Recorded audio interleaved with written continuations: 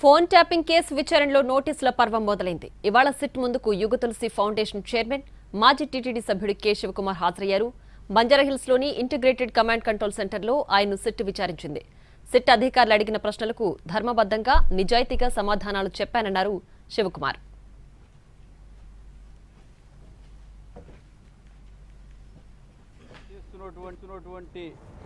నన్ను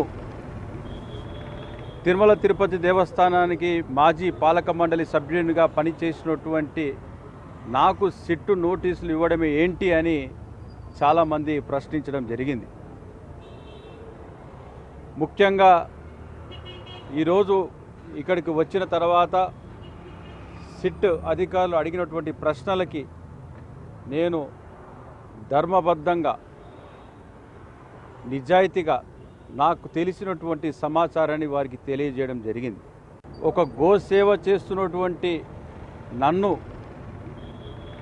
తిరుమల తిరుపతి దేవస్థానానికి మాజీ పాలక మండలి సభ్యునిగా పనిచేసినటువంటి నాకు సిట్టు నోటీసులు ఇవ్వడమే ఏంటి అని చాలామంది ప్రశ్నించడం జరిగింది.